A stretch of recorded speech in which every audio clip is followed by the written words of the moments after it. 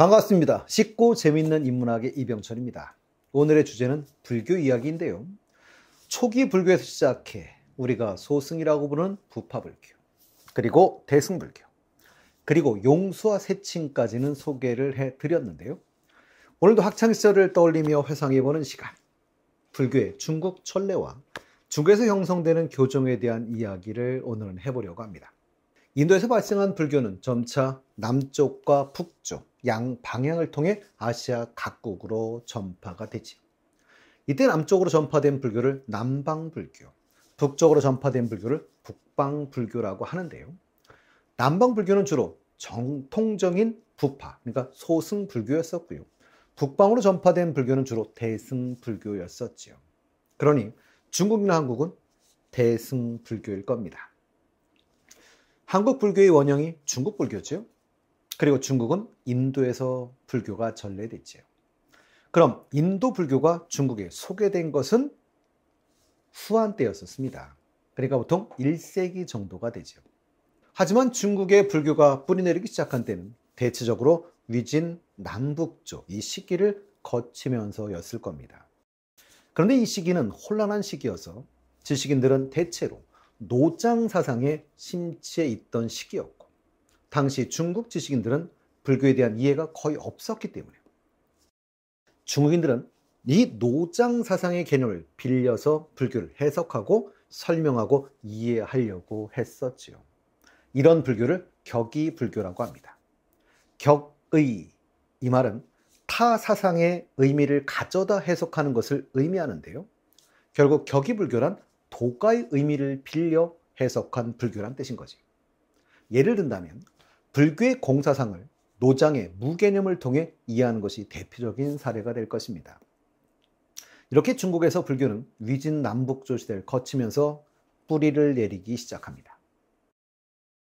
우리가 불교라고 하면 육식을 하지 않는다라고 알고 계시는 분들이 많은데요. 사실 남방불교, 좀 소개했던 즉 소승, 이 부파불교에서는 아직도 출가자들이 탁발을 하는 경우가 많습니다. 탁발이라고 하는 것은 수행자가 생명의 연명을 위해서 민가에서 음식을 또는 받아 먹는 행위인데요. 그러니 주로 주는 음식을 그대로 먹을 수밖에 없습니다. 그래서인지 미얀마 등지의 승려분들은 고기나 생선 드십니다. 다만 자신이 먹기 위해 살생을 해서는 안 되는 것이죠. 육식에 대한 전면적인 금지는 사실 중국의 대승불교에서 이루어졌던 것이죠. 특히 중국 같은 경우는 남북조 시대 이 남조의 양의 무제라는 임금이 불교를 장려했었다고 하는데요. 이때부터 조금씩 불교가 중국적인 특성이 강화되기 시작합니다. 이 양의 무제는 대반열경의 개살생, 즉 살생을 금한다는 문구가 있는데, 살생을 근본적으로 막으려면 아예 고기를 먹지 못하게 하는 것이 좋겠다고 생각을 해서 스님들이 육식을 금했던 것이었습니다. 그리고 이게 중국과 한국의 대승불교의 전통이 된 것이지요. 다시 돌아가 본다면 위진남북조 사회적 혼란이 있던 시대인데요. 이 위진남북조의 사회적 혼란을 마무리 짓고 통일한 게 수나라지. 그럼 그 황제가 양제입니다. 수양제. 근데 수나라가 30년도 못 가지요. 양제는 남쪽에 수도를 세우지요. 왜 그랬을까요? 남쪽이 따뜻하니까. 풍부한 농산물을 얻을 수 있었기 때문입니다. 그럼 풍부한 농산물을 마차로 북쪽으로 이동하는 것은 지금도로 생각하시면 안 됩니다. 그러니 그 시대는 상당히 어려움이 있었을 겁니다. 그래서 남북을 연결하는 운하를 건설하지요. 이건 도랑 수준이 아닙니다. 서울과 부산의 20배 거리지요. 고로 농민들 불만 쌓이고 거기에다가 전쟁에 피하지요. 이건 우리가 학창시절 기억나십니까? 아주 잘 알고 있지. 수양제 113만 대군 이끌고 고구려를 침략합니다. 이때 우리나라의 스타가 나오시죠. 을지문다. 이게 살수대첩이죠. 수는 대외 원정과 대토목공사로 인한 국력의 소모와 중과세로 인한 국민들의 반발로 인해 이연에게 멸망합니다. 그리고 이 이연이 세운 게 당나라죠. 당에 와서 정치적으로 안정이 되고 국가 경제가 발달하면서 기존의 인도 불교에서 벗어나 중국화된 모습으로 드디어 불교가 정착하게 됩니다. 그러니 인도의 대승불교가 중국에 전래된 것은 기원 1세기 정도고요. 6세기, 7세기쯤 되면 중국적 성격의 불교가 나타나게 되죠. 그게 바로 교종과 선종입니다. 그럼 이분들은 대체 왜 갈라졌을까요? 라고 한다면 여러 가지 이유가 있죠. 그러나 큰 문제 중에 하나는 수행 방법을 놓고 갈라지게 됩니다. 열반, 해탈, 이 방법은, 즉 깨달음의 방법은 이라는 건데요. 그분의 말씀, 그러니까 부처님의 말씀을 하나하나 공부해서, 그럼 뭘 중시하는 것 같으십니까? 부처님의 말씀이지요. 그럼 그 말씀이 어디 써 있지요? 경전이지요. 부처님의 말씀인 경전, 교리를 통해 깨달음에 이른다. 그게 교종이지요. 그런가 하면 참선 통해 부처의 마음을 깨닫는 것을 중시한 것이 선종입니다. 그러니 교종은 점수, 점진적 수양의 수행을 강조했고, 선종은 돈수, 단박의 수양, 단박의 깨달음의 방법을 강조한 것이 선종이었던 것이지요. 그렇다면 뭐가 먼저 있었을까요? 당연히 교종입니다. 왜 그럴까요? 중국 입장에선 외래 사상이죠, 불교가. 그러니까 외래 사상인이 들어오면 일단 읽어보고 싸워야죠. 그러니 교종이 먼저 확립됩니다. 중국 불교는 4세기 쿠차 왕국의 왕자 출신 승려인 쿠마라지바, 보통 우리가 구마라지 또는 구마라습이라고 하는데요. 인도 사람입니다. 한역된 이름은 동수라고 부르지요. 그러니 이분은 인도에서 태어나 중국에서 활동하신 불교 사상가인데요. 이분에 의해 많은 책들의 한역이 이루어지게 됩니다. 380여 권이라는 방대한 경전을 한문으로 번역하시는데요. 좀 이건 한번 보고 갈까요? 대승불교의 모태가 되는 경전은 총 한 600권 분량의 반야경입니다. 이 반야경의 앞부분 내용을 금강경이 되는 것이고요. 뒷부분 내용은 반야심경이 되는 것인데요. 현재까지 유행하는 금강경은 구마라스본인데요. 즉 구마라집이 번역한 책인 것이죠. 그리고 금강경은 우리나라 최대 종단인 현재 조계종의 근본 경전이기도 합니다. 그리고 이분은 금강경 외에도 현재 우리가 읽고 있는 법화경, 아미타경 등도 이분이 한역한 경전이죠. 구마라집에 의해 이렇게 중국식 불교가 융성하게 되는 계기가 되고, 그를 통해 학파나 신도가 점점 늘어나게 됩니다. 그리고 우리에게 익숙한 분이 7세기에 나타나게 되는데요. 서유기에 나오는 손오공의 스승 삼장법사입니다. 삼장법사는 중국 불교 역사상 가장 유명한 승려이자 경전 번역가이기도 하지요. 그래서 삼장법사는 당대 인물로 7세기의 인물입니다. 그런데 삼장법사는 특별한 어떤 스님의 고유명사가 아니라 어찌 보면 일반 명사라고 볼 수 있습니다. 그럼 이분은요, 현장법사입니다. 그럼 삼장법사의 삼장의 말 뜻이 뭐냐면 경, 논, 율, 이렇게 세 가지 장에 능한 스님을 삼장법사라고 하지요. 경은요, 부처님의 말씀, 가르침을 적어놓은 책을 경이라고 하고요. 논은요, 논은 석가의 가르침을 논리적으로 설명한 철학체계. 힘드시면 어떤 고승의 논문이라고 이해하셔도 좋은데요. 이걸 논이라고 합니다. 그럼 율은요, 불교계의 실천 규범, 계율을 말하는데요. 이 세 가지를 경장, 논장, 율장이라고 해서 삼장이라고 합니다. 그럼 일단 경전에 능통한 스님이라는 건 분명한 것 같지요. 그러니 현장법사는 삼장법사라고 불리는 대표적인 스님인 것이지요. 글쎄요, 비유가 적절할지 모르겠습니다만 학생을 가르치면 다 선생이고요. 저도 선생이라고 불리던 사람 중 한 명으로 이름은 이병철입니다. 그러니 삼장법사는 선생에 해당이 된다면 현장법사는 이병철에 해당이 되는 것이죠. 그리고 법사는 교법을 전하는 스님을 가르치는 말이었었는데요. 주로 교종에서 사용하는 표현입니다. 그러나 요즘 보면 그 범위가 많이 확대돼서 사용되는 느낌이 들기도 하죠. 그럼 현장법사는 나라라 슈퍼보드를 타고 다니는 애 데리고 어디 가시죠? 천축국, 즉 서역, 인도 가시죠. 왜 가시죠? 그랬더니 마귀 잡으러 이러시면 안 됩니다. 근데 현장 법사는 원숭이, 귀여머거리, 뒤아지를 데리고 정말 다니셨을까요? 아닙니다. 원래는 호랑이 한 마리를 데리고 다니셨다라고 전해지는데 물론 이것도 설하죠. 그럼 대체 우리가 알고 있었던 건 뭐지요?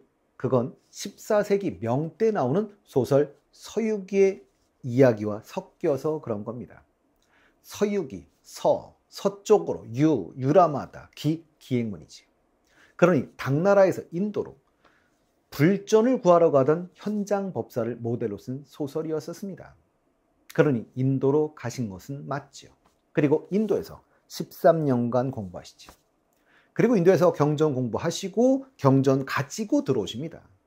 그러니 교종은 인도 불경 가져와서 그 경전을 한역, 즉 한자로 정리하는 과정에서 자연스럽게 정착하게 된 것이죠. 현장 법사가 인도에서 가져온 책이 1300권 정도에 달한다고 합니다. 그리고 현장 법사가 한역한 가장 유명한 책이 용수가 정리했던 반야경이라는 책인 것이죠. 한문으로 번역된 경전을 바탕으로 불교를 자기들 나름대로 이해하여 체계화된 중국 불교는 인도 불교와는 달리 경전에 우열을 두고 취사 선택하게 되는데요. 결국 특정 경전을 중시하여 그 경전을 토대로 교리를 더욱 체계화하게 됩니다. 그러니 교종은 불교 경전의 이해를 중시하는 이론 위주의 종파라고 할 수 있고요. 이 과정에서 여러 종파가 형성되는데 그래서 이를 종파불교라고도 부르죠. 그러니 뒤에 나올 선종을 제외하고는 다 교종에 해당되는 불교라고 보셔도 큰 문제는 없을 것 같습니다. 다음 시간엔 중국 선종에 대해 알아보도록 하겠습니다. 반갑습니다. 쉽고 재미있는 인문학의 이병철입니다. 오늘의 주제는 불교 이야기입니다. 초기 불교에서부터 시작을 했는데요. 인도 불교 했고요. 이제 중국에 어떻게 전래되었는가까지도 소개를 해드렸습니다. 오늘은 학창시절의 추억을 회상하며 중국 선종의 형성 과정에 대해 이야기해 보려고 합니다. 인도 대승불교에 가장 크게 기여했던 분 들어본 분들이 있을 겁니다. 중간하게 나가르주나, 한역하면 용수라고 하지요. 그리고 유식하게 바수반두, 한역하면 세친이라고 하는데요. 물론 중국에는 두 분의 사상이 다 소개되지만 특히 선종은 세친의 영향을 더 많이 받은 것 같습니다. 세친의 유식학에서의 수행법이 요가였었는데요. 우리가 선종이라고 할 때 선종은 선을 강조하는 것이 선종이지요. 그런데 이 선이란 단어는 명상하는 요가를 디아나라고 하는데요.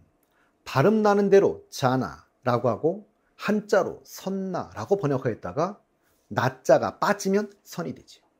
그래서 디아나를 영어 사전에 찾으시면 선 또는 좌선이라고 나옵니다. 그러니 우리식으로 표현한다면 명상, 요가 수행을 강조하는 게 선불교인 것이지요. 선종은 교종의 수행법을 비판하며 출연합니다. 경전은 깨달음을 얻는 도구일 뿐인데요. 교종은 경전에 지나치게 얽매여 오히려 깨달음을 얻지 못한다라고 비판하지요. 선종에서는 불성이 모든 사람의 마음속에 있으니 깨달음 바깥에서 구할 것이 아니라 자기 마음속에서 구할 것을 주장하는데요. 누구나 불성이 있으니 마음 밖에서 구할 것이 없다. 불성은 후천적으로 수양해서 되는 것이 아니라 선천적으로 누구에게는 있는 것이고 그걸 깨달으면 부처라는 것이지. 그러니 뭘 중시할까요? 라고 하면 직관, 참선 이런 걸 중시합니다. 이 선종이 가장 중국적인 불교라고 할 수 있을 겁니다. 물론 선의 수행법은 하나는 아닙니다. 그래서 우리가 들어본 것 중에 대표적인 두 가지가 있는데 하나는 묵조선이고요. 하나는 간화선입니다. 분명은 둘 다 선인 건 맞지요. 묵조선, 간화선. 그러니 참선을 강조하는 것은 같습니다. 다만 묵조선은 묵조하는 방식을 강조합니다. 묵조한다는 것은 고요하고 묵묵하게 좌선, 참선하는 건데요. 그러니 우리식으로는 좌선하고 명상하는 방식이라고 생각하시면 됩니다. 그런데 그게 그리 간단하지는 않은가 봅니다. 명상할 때 호흡법이 따로 있다고 하지. 근데 그 호흡법이 상당히 어렵다고 합니다. 그리고 간화선은 우리가 생활 속에서 들어본 적 있을 겁니다. 선인데 간화를 통한 선을 하는 건데요. 간, 그러니까 보다, 관찰하다는 거고, 화, 말씀, 이야기라는 뜻이지. 그러니 스승과 문답하고 그 의미를 깨닫기 위해 참선하는 것으로 우리식으로는 선문답이라고 하셔도 좋을 것 같습니다. 간화에서 화, 간화에서 화, 화는 말이라는 뜻인데요. 정확하게 화두를 말하는 것이지. 화두, 한자 그대로 말머리라는 뜻인데요. 수행자의 수행을 돕기 위해 주로 스승들이 던져주는 질문을 말하는 겁니다. 화두, 어떤 질문을 던지고 생각해봐. 그리고 그 답을 찾는 거지. 그러다 보면 어느 날 문득 깨달음이 온다는 건데요. 그러니 화두 통한 명상, 이걸 간화선이라고 합니다.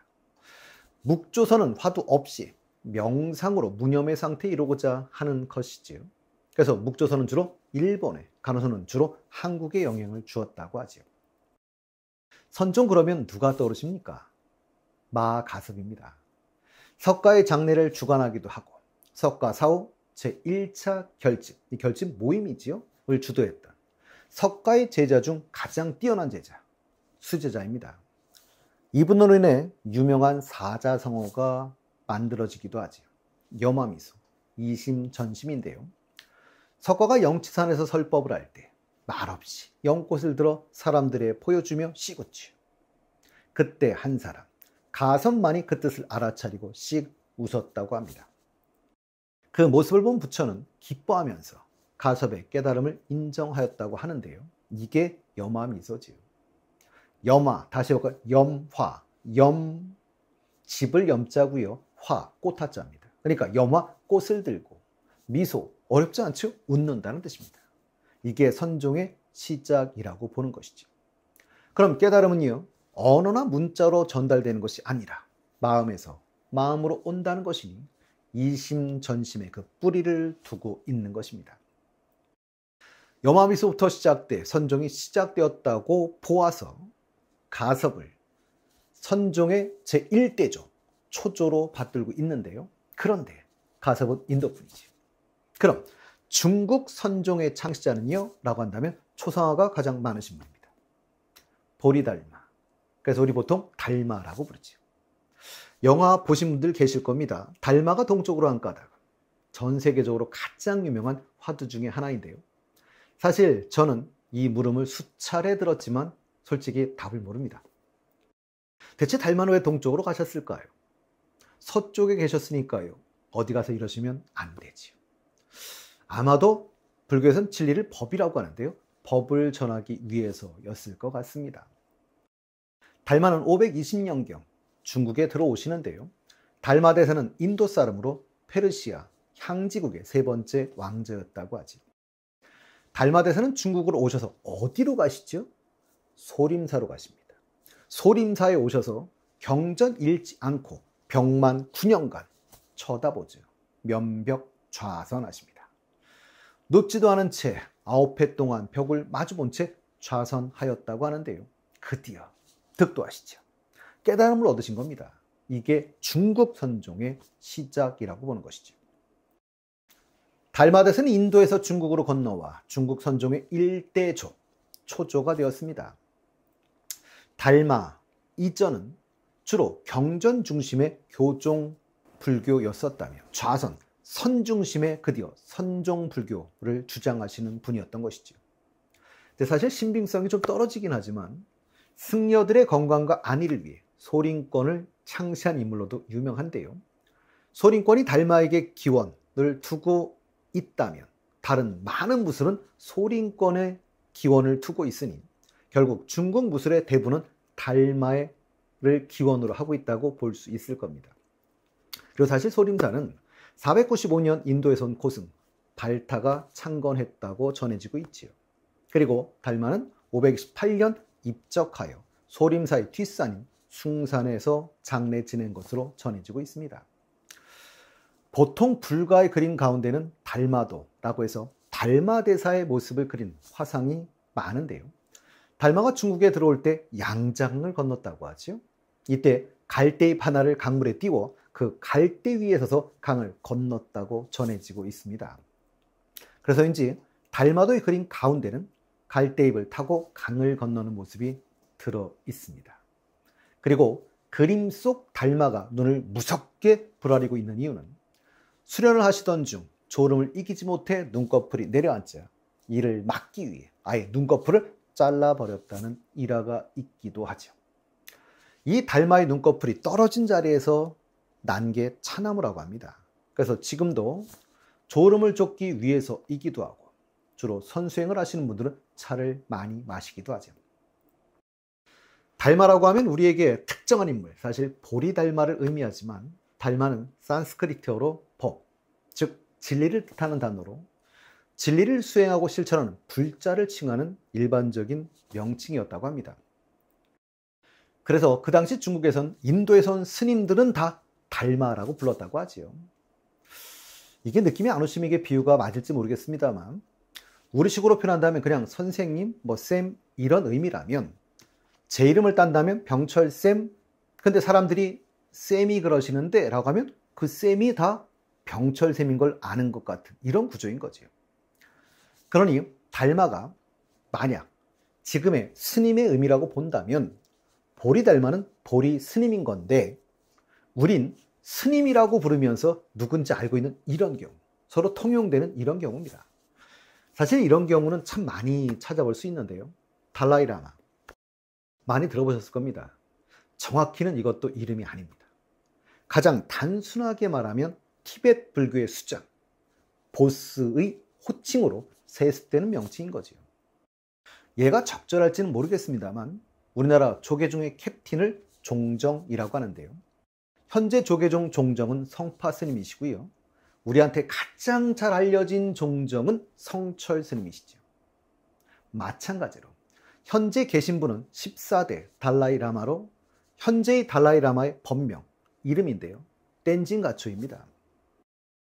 굳이 더하자면 사실은 티벳 말로 라마는 스승, 스님이란 뜻입니다. 그러니 달라이라마라고 할 땐 달라이 스님이란 뜻인 거지요.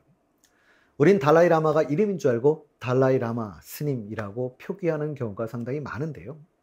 이런 건 서로 간에 언어가 달라서 발생하는 문제인 것 같습니다. 만약에 우리가 성철 스님 이렇게 부르면 티벳에서는 성철이 이름인데 성철 스님 이게 이름인 줄 알고 성철 스님 라마라고 하는 이런 형국인 것이죠. 달마의 놀자 영화는 보셨나요? 조폭의 무리들 사찰에 숨어들었지요. 그리고 착한 짓 한다고 하루는 불상을 닦다가 싸움이 납니다. 부처님은 중국 사람이야? 아니야, 인도 사람이야. 싸우다가 그러면 상포 입으면 되지? 그러면서 불상 밑을 보려고 합니다. 그러다 불상이 쓰러져 부처님의 귀가 떨어집니다. 다른 스님들이 불공 드리러 오니 급하게 부처님의 귀를 붙이는데요. 스님들 불공 중에 귀가 떨어지죠. 그래서 스님들 큰 스님에게 고자질합니다. 저놈들이 불상을 깼습니다. 그때 큰 스님 이렇게 말씀하시지요. 그 나무가 부처로 보이더냐? 여태 나무 조각을 섬겼더냐? 너희 마음속에 부처가 있거늘. 이 사찰은 조계종 사찰이었었는데요. 이게 선종입니다. 느낌은 오십니까? 다음 시간에는 중국 선종의 확립자라고 불리는 해능 스님에 대해 알아보도록 하겠습니다. 반갑습니다. 쉽고 재밌는 인문학의 이병철입니다. 오늘의 주제는 불교 얘기입니다. 초기 불교에서 시작을 해서 인도, 중국으로 넘어오고 있는데요. 학창시절의 추억을 회상하며 오늘은 중국 선종의 확립자 해능 스님에 대해 이야기해보려 합니다. 중국 선종의 창시자 1대 조사는 달마대사입니다. 조사, 석가를 정통으로 계승한 스님이란 뜻인데요. 주로 선종에서 사용한 호칭입니다. 의발이라는 게 있는데요. 의발이라고 말하면 불교 수행자의 의복과 식기, 소지품이라는 뜻인데요. 깨달음을 나타내는 물증의 의미죠.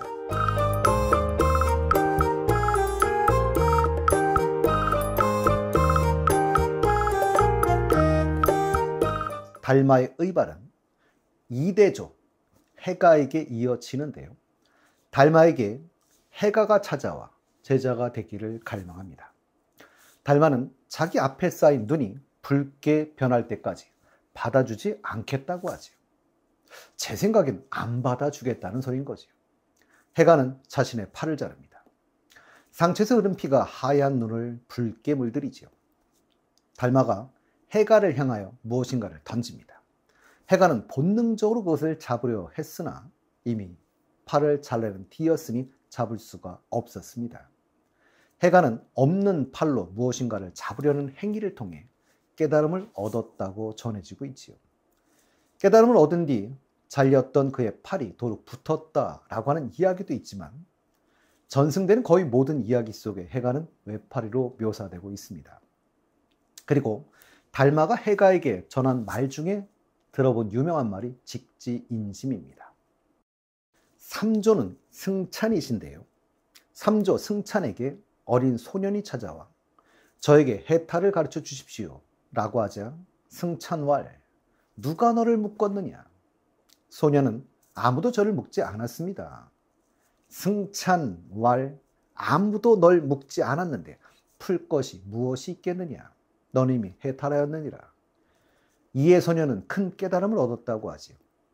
이 깨달음을 얻은 분이 4대조 도신스님입니다. 5조는 홍인대사인데요. 이분 밑에는 뛰어난 제자, 신수란 제자가 있었고 또 홀어머니를 모시고 나무에서 그걸 팔아 생계를 유지하던 나무꾼 출신의 제자 해능이 있었습니다. 해능은 장터에서 금강경 읽는 소리를 듣고 불도의 뜻을 두어 홍인에게 들어오신 분이지요.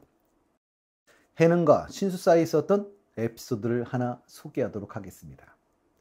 이때가 해능이 이 사찰에 들어온 지 한 1년 정도쯤 됐을 때인 것 같습니다.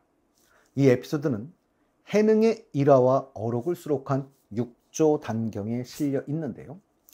홍인은 관례대로 6번째 스승 6조가 될 사람을 선택해서 달마의 의발을 넘겨주려고 했고 그래서 제자들에게 각자의 깨달음을 벽에 써보라고 하죠.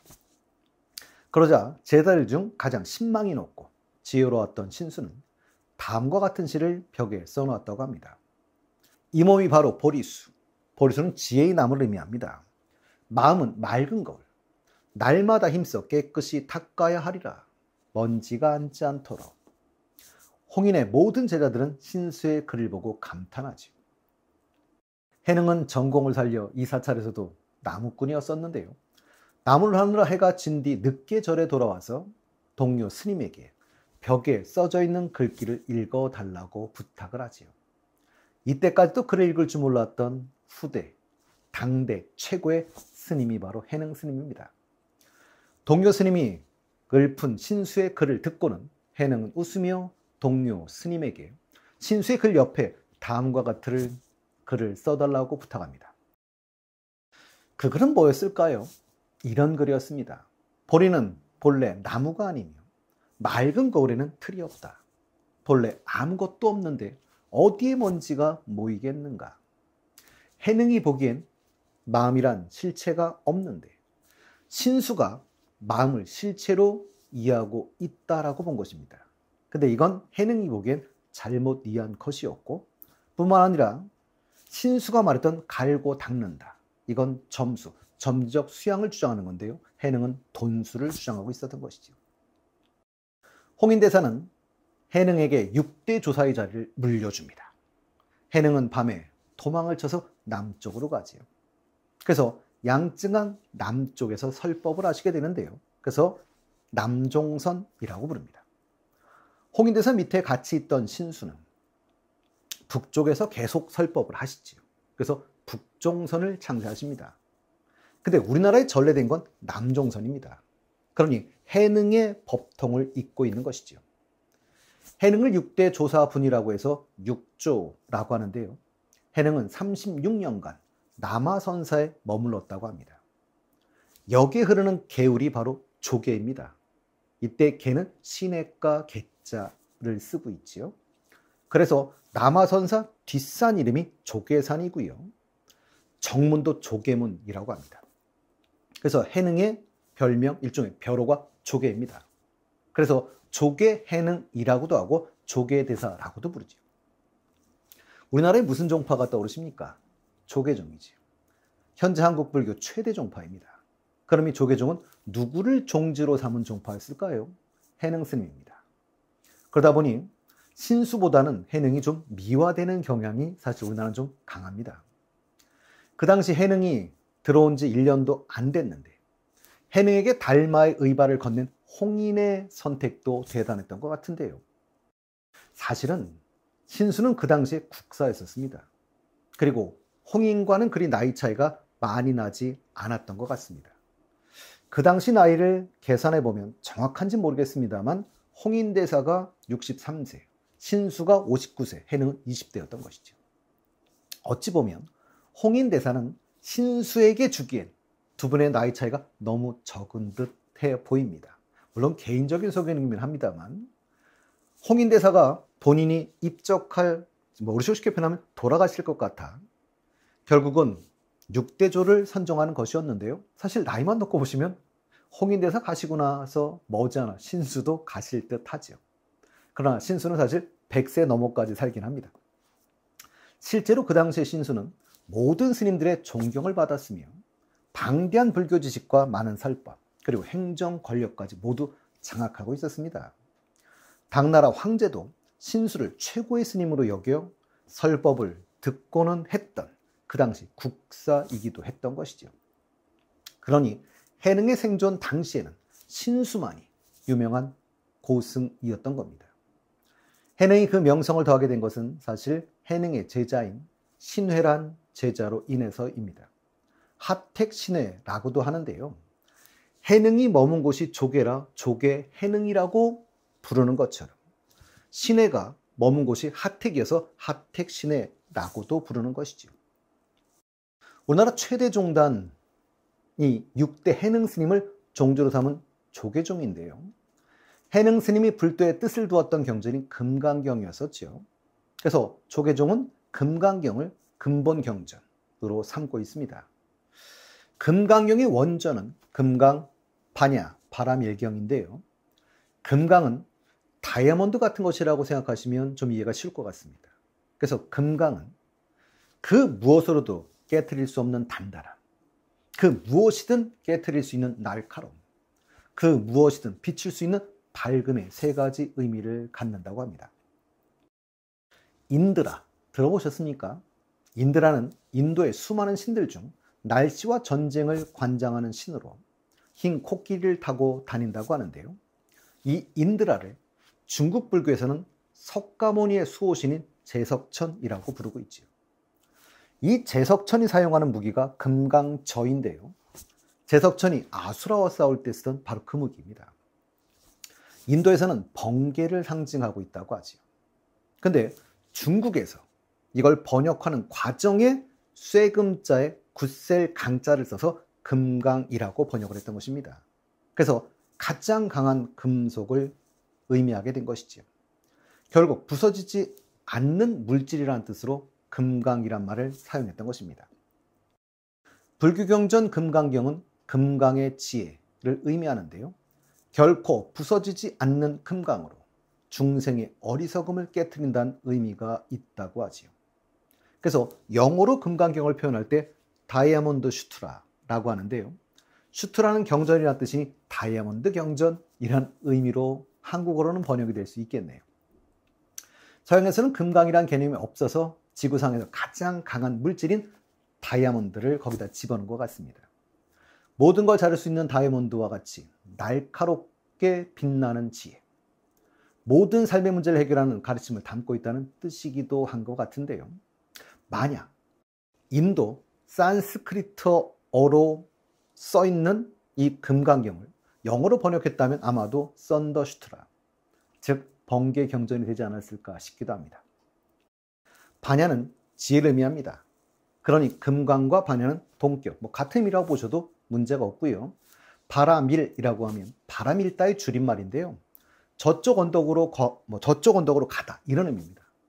이걸 한자로 번역해 놓은 말이 도피안이지요. 그래서 도는 도달할 도자고 피는 저피자, 그 다음에 안자는 언덕 안자를 써서 도피안, 저쪽 언덕에 가다. 근데 저쪽 언덕은 이상세계를 말하기 때문에 열반을 의미하는 말이기도 하지요. 그러므로 금강반야 바람일다경은 금강석과 같이 견고한 지혜를 얻어 무명을 타파하고 열반에 이르라는 부처님의 말씀이란 의미인 것이죠. 반갑습니다. 쉽고 재밌는 인문학의 이병철입니다. 오늘의 주제는 불교 이야기입니다. 초기 불교에서 시작을 했죠, 저희가. 그래서 인도 불교, 그래서 중국으로 넘어와 있는데요. 오늘은 학창시절의 추억을 회상하며 중국 선종의 확립자 해능 스님의 일화와 사상에 대해 이야기해 보도록 하겠습니다. 해능 스님은 사실 유명한 일화가 정말 많죠. 그 중에 한 일화를 소개하며 시작하도록 하겠습니다.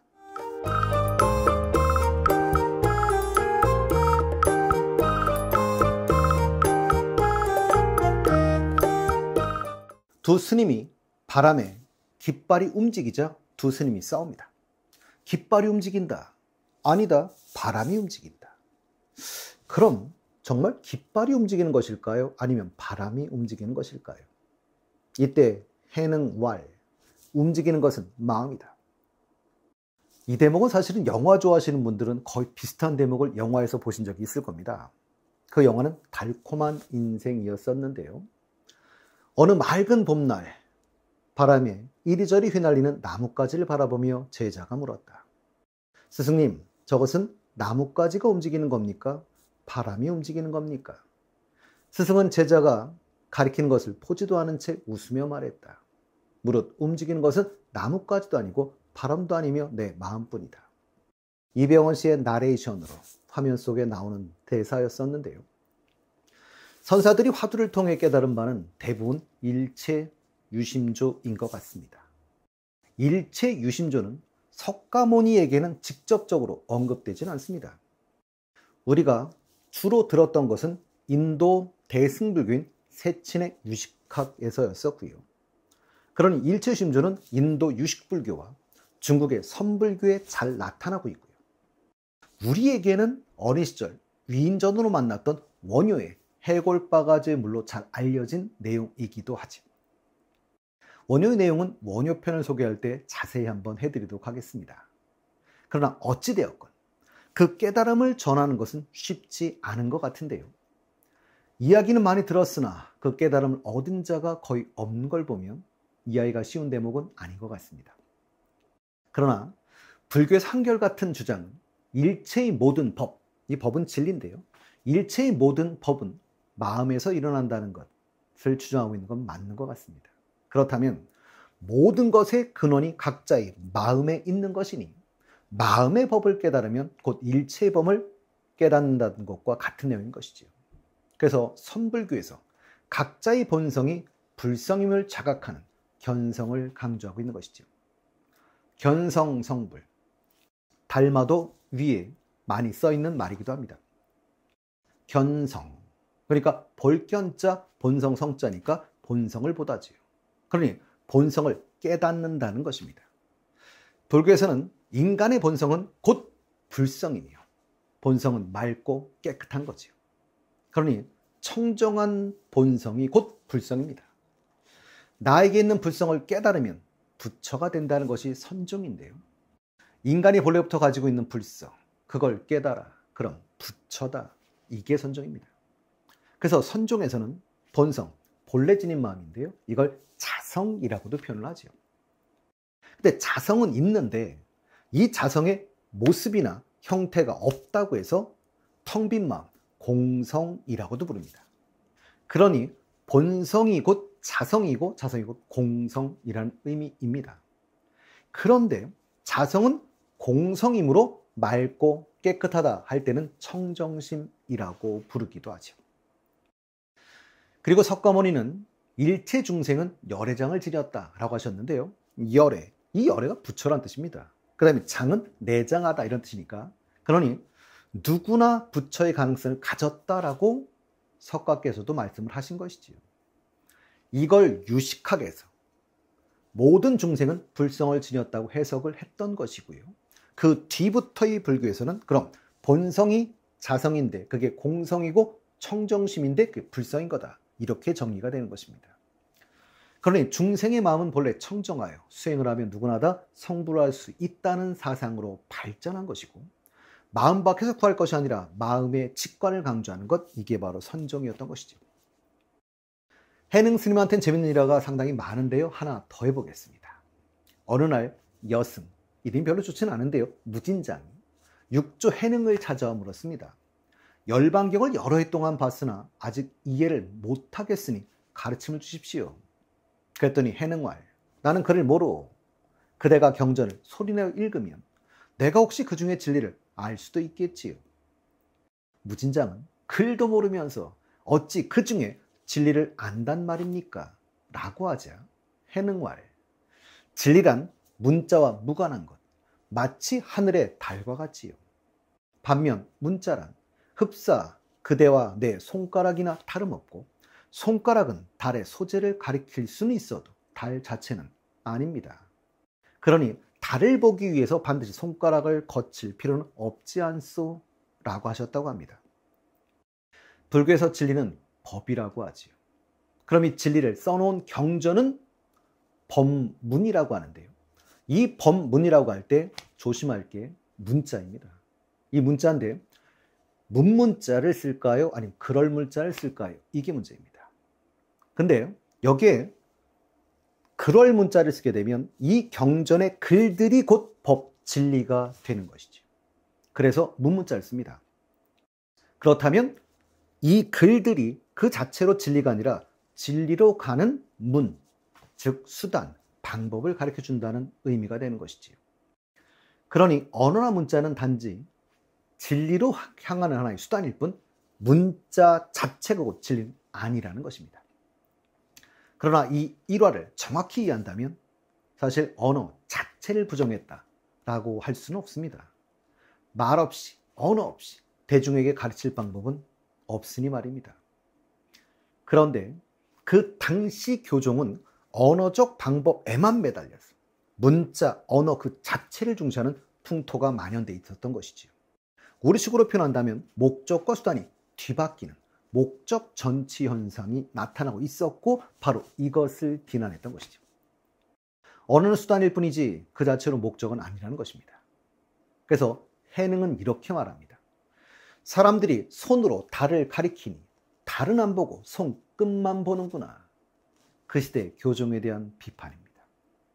그리고 해능 같은 경우는 경전에 의한 깨달음이 아닌 경전에 의하지 않는 깨달음을 보다 강조했다라고 할 수 있는데요. 우리에게 알려진 유명한 말이 교외별전이라는 말이지요. 교외별전이니까 그러니까 교리나 경전 외, 그 외에 별전 따로 전하는 것이 있다. 그러니 교 이외의 방법을 강조하고 있다라고 이해하셔도 좋겠습니다. 근데 아이러니지요. 해능은 육조 단경이라는 방대한 저서를 남겼으니 말입니다. 그러나 이 책은 해능이 저술한 것은 아닙니다.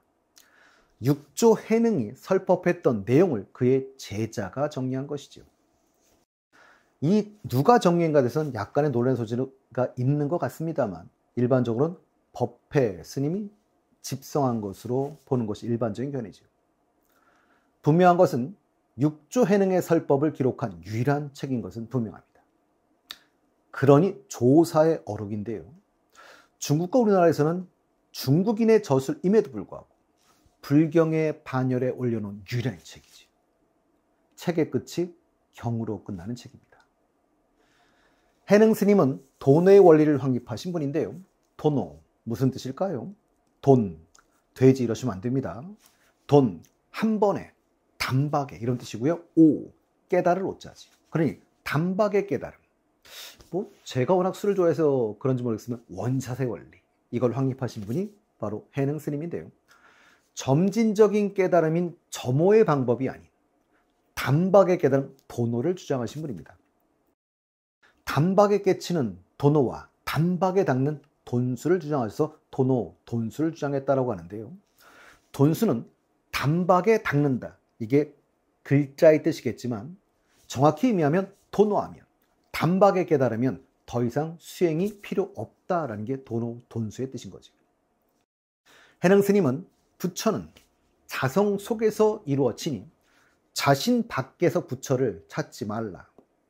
자성이 미혹하면 중생이요 자성이 깨치면 부처다 라고 해서 자성을 깨닫는 것은 단박에 깨치고 점진적 단계는 없다라고 하였습니다.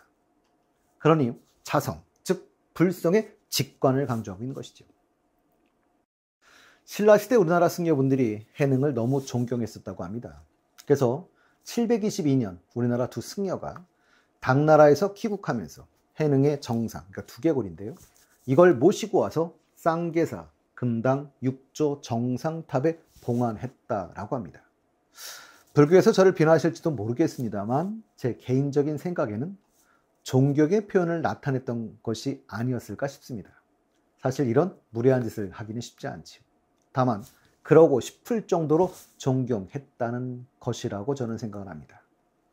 다음 시간엔 다양한 선사분들의 일을 통해 선종을 좀 더 느껴보는 시간을 갖도록 하겠습니다.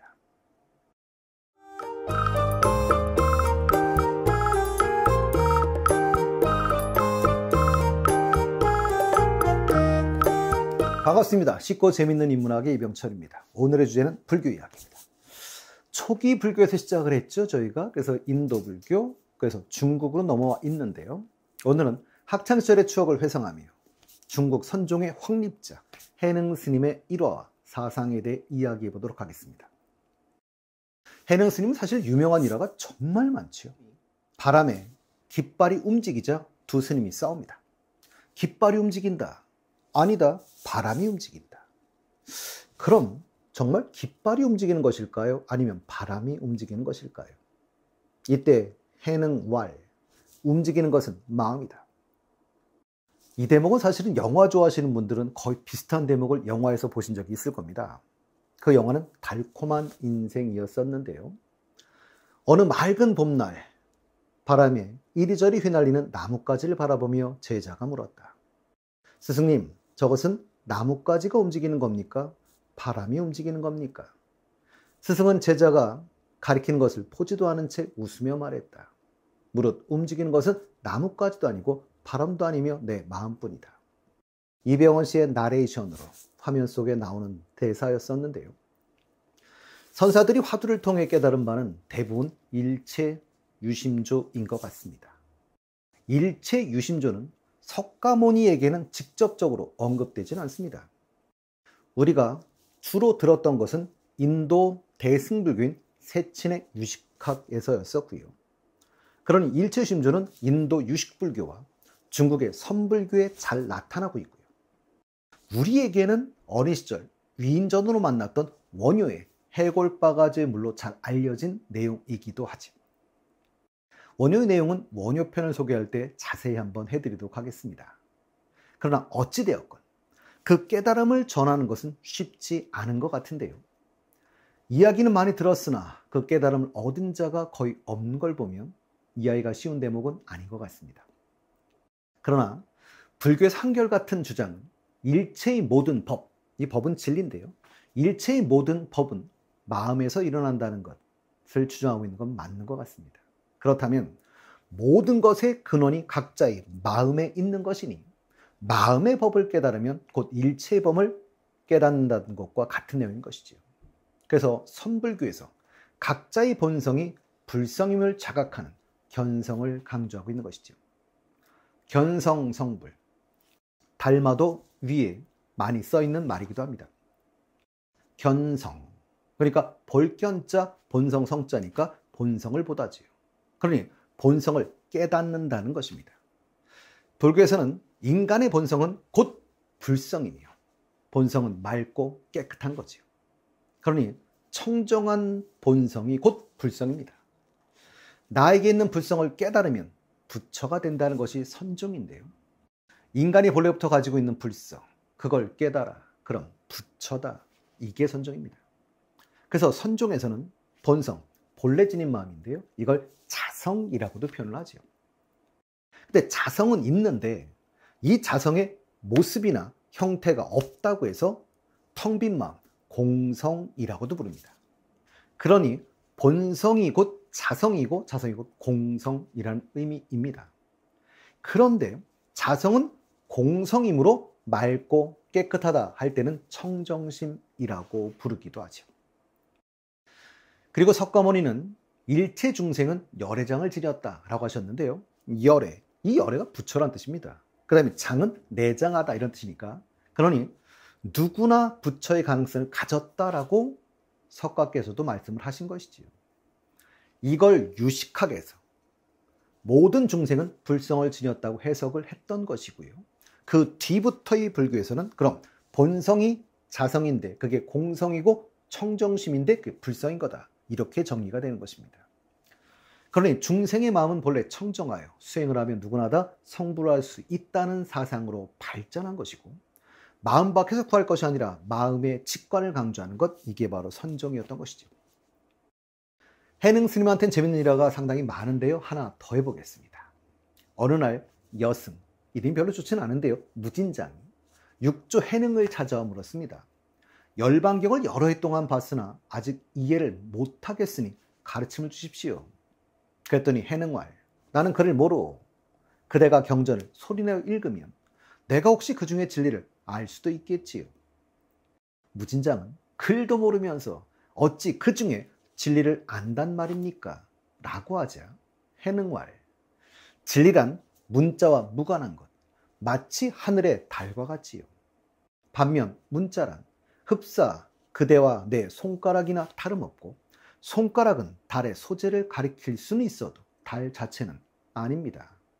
그러니 달을 보기 위해서 반드시 손가락을 거칠 필요는 없지 않소? 라고 하셨다고 합니다. 불교에서 진리는 법이라고 하지요. 그럼 이 진리를 써놓은 경전은 법문이라고 하는데요. 이 법문이라고 할 때 조심할 게 문자입니다. 이 문자인데 문문자를 쓸까요? 아니면 그럴문자를 쓸까요? 이게 문제입니다. 근데 여기에 그럴문자를 쓰게 되면 이 경전의 글들이 곧 법, 진리가 되는 것이죠. 그래서 문문자를 씁니다. 그렇다면 이 글들이 그 자체로 진리가 아니라 진리로 가는 문, 즉 수단, 방법을 가르쳐준다는 의미가 되는 것이지요.